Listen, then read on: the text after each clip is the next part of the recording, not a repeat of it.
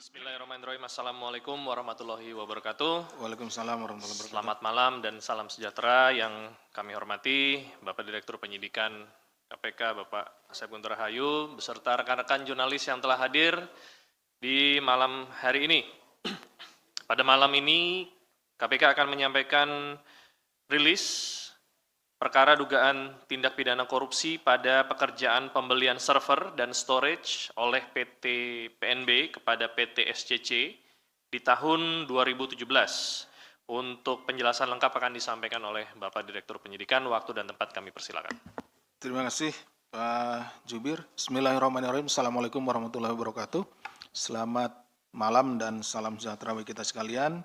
Yang saya hormati Pak Jubir dan rekan-rekan sekalian, para jurnalis yang berbahagia.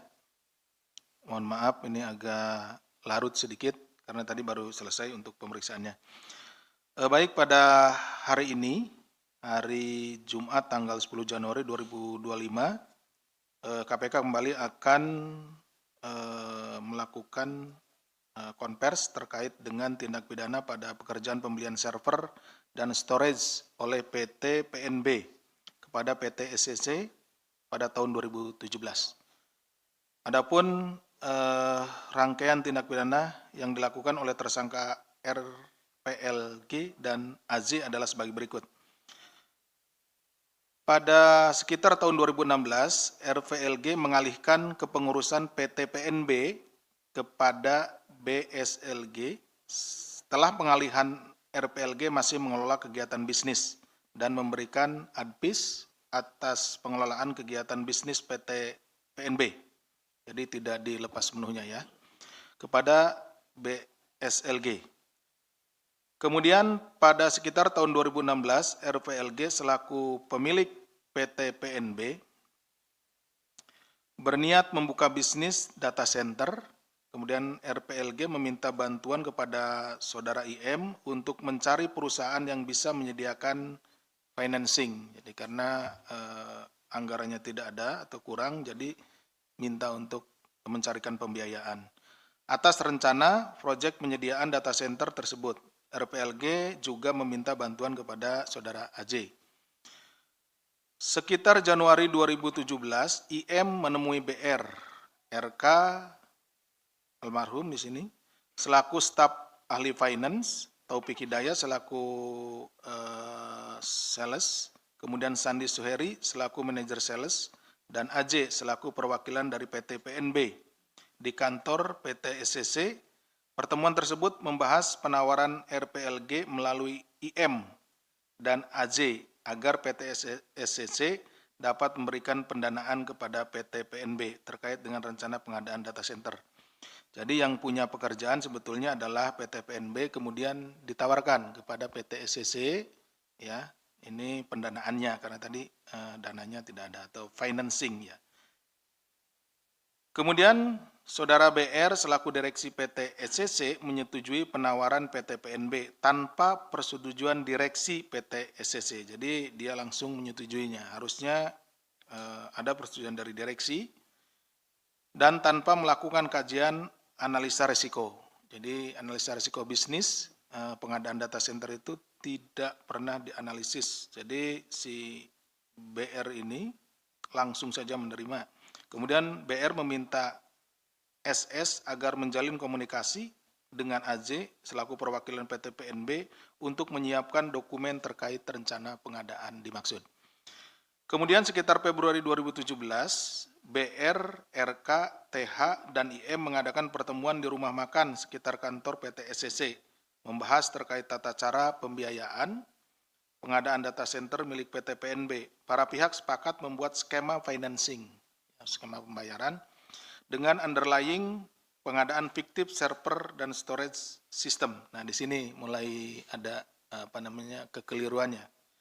Underlying pengadaan fiktif. Nah, yang perlu rekan-rekan garis bawahi antara PT SCC dengan PT PNB. Pada April 2017, BR, RK, TH, SS, dan KUR dari pihak PT PNG yang diwakili IM dan AZ rapat membahas besaran cicilan pembayaran jangka waktu yang harus dilakukan oleh PT PNB. Kemudian BR menjanjikan fee kepada IM dan AJ sebesar 1,1 miliar selaku maklar proyek PT SCC dengan PT PNB. Bahwa sekitar April 2017, BR dan RK meminta bantuan kepada TSL selaku Direktur PT GRC agar menyiapkan perusahaannya sebagai perusahaan penampungan dana yang untuk selanjutnya dana tersebut diberikan kepada PT PNB dalam rangka tujuannya rekayasa finansial dengan kedok pengadaan server dan storage system. Bahwa pada awal Juni 2017, AJ memberitahu kepada RPLG bahwa direksi PT SCC sudah menyetujui untuk menurunkan nilai pembayaran per terminnya dengan total 9 termin. Jadi akan diberikan pembayaran itu dalam tempo 9 kali ya, 9 termin. Kemudian sekitar Juni 2017, JA menyetujui dan menandatangani beberapa dokumen dengan tanggal yang telah disesuaikan. Jadi tanggalnya backdate ya, tanggal mundur setelah disesuaikan sehingga terlihat ini prosesnya benar gitu ya. Dokumen tersebut adalah perjanjian kerjasama antara PT SCC dan PT PNB tentang proyek pengadaan server dan sistem storage senilai 266.327.613.241 rupiah yang tertanggal 31 Januari 2017. Padahal ini dibuatnya Juni 2017. Kemudian surat penetapan PT GRC sebagai mitra pelaksana untuk pekerjaan server dan sistem storage yang tertanggal 3 Februari 2017. Kembali lagi, ini dibuatnya di bulan Juni 2017. Dokumen selanjutnya adalah perjanjian kerjasama antara PT SCC dan PT GRC tanggal 3 Februari 2017 yang dipecah menjadi 2 buah kontrak. Nah ini kontraknya pun tertanggal mundur.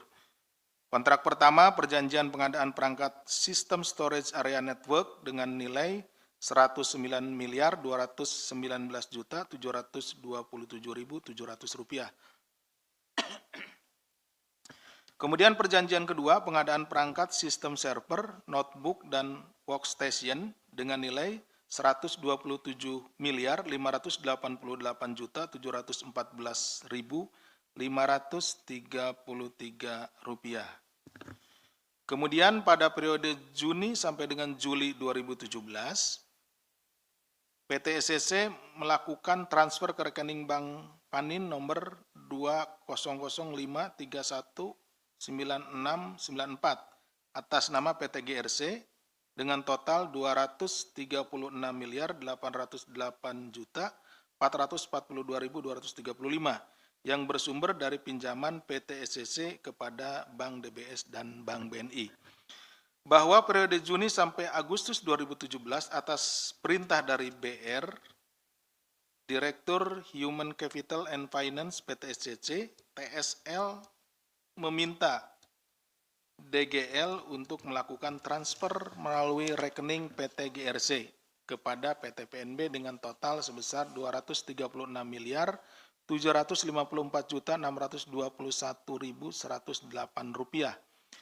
Periode Juni sampai dengan Desember 2017 atas uang yang masuk ke rekening PT PNB dan PT SCC sebesar 234.624.621.108 rupiah oleh RPLG digunakan untuk membayar angsuran kepada PT SCC, membuka rekening deposito dan kepentingan pribadi. Jadi uang yang tadi financing tersebut sebagiannya digunakan untuk angsuran gitu ya, angsuran sendiri. Jadi uang dari situ dibalikin lagi untuk angsuran. Jadi seolah-olah pekerjaannya ada, kemudian diangsur dari pekerjaan itu gitu. Tapi sebetulnya ya dari nilai uang yang masuk dari awal itu. Kemudian pada periode Juni sampai dengan Agustus 2017, RPLG menerima transfer dari rekening Bank Mandiri nomor rekening 122.00.616.16234 atas nama PT PNB. rekening tersebut dikuasai oleh saudara RVLG dengan rincian sebagai berikut. Tanggal 19 Juni 2017 sebesar 21.700.157.850 rupiah. Tanggal 7 Juli 2017 sebesar 9.380.700.000.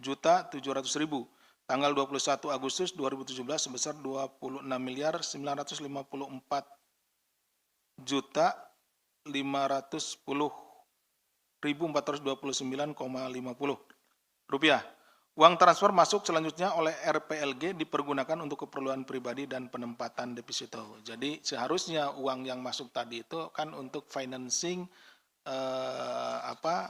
kegiatan storage dan lain-lain, tetapi kemudian sistem server, notebook, workstation, tapi kemudian digunakan untuk keperluan pribadi dan penempatan deposito.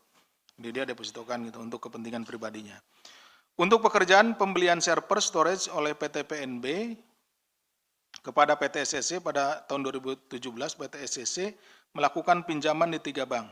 Jadi SCC ini yang memfinancing ya, yang mendanai PT PNB ini juga dia pinjam juga gitu ya. Juga dengan nilai pinjaman antara lain Bank DBS sebesar 84.040 juta rupiah, Bank BNI 204.160.275.185, dari pokok pinjaman sebesar 172.220 juta. Sumber dana pelunasan kepada Bank BNI dan pinjaman dari Bank HSBC sebesar 90.500 juta rupiah.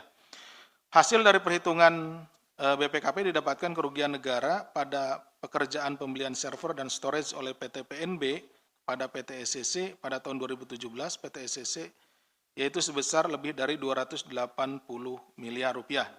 Bahwa atas perbuatan para tersangka maka diduga telah melanggar pasal sebagaimana dimaksud pasal 2 ayat 1 atau pasal 3 Undang-Undang Nomor 31 Tahun 99 tentang pemberantasan tindak pidana korupsi sebagaimana telah diubah dengan Undang-Undang Nomor 20 Tahun 2001 tentang perubahan atas Undang-Undang Nomor 31 Tahun 99 tentang pemberantasan tindak pidana korupsi junto pasal 55 ayat 1 ke 1 Kitab Undang-Undang Hukum Pidana. Untuk tersangka IM telah dilakukan penahanan selama 20 hari terhitung mulai Rabu. Ini sebetulnya hari Rabu semuanya dipanggil. Tapi yang hadir adalah IM di hari Rabu. Ya, jadi udah duluan. Tanggal 8 Januari 2005 sampai dengan 27 Januari 2025. Untuk tersangka RPGL dan AZ ditahan hari ini Jumat tanggal 10 Januari 2025 sampai dengan 29 Januari 2025 untuk 20 hari ke depan. Nah, jadi yang ini nih setelah hari Rabu tidak hadir, kemudian dilakukan pemanggilan ulang, hadir pada hari ini. Sehingga ditahannya yang 2 ini pada hari ini. Dan ketiganya ditahan di rutan KPK. Demikian yang bisa kami sampaikan. Terima kasih atas perhatiannya. Wassalamualaikum warahmatullahi wabarakatuh. Waalaikumsalam.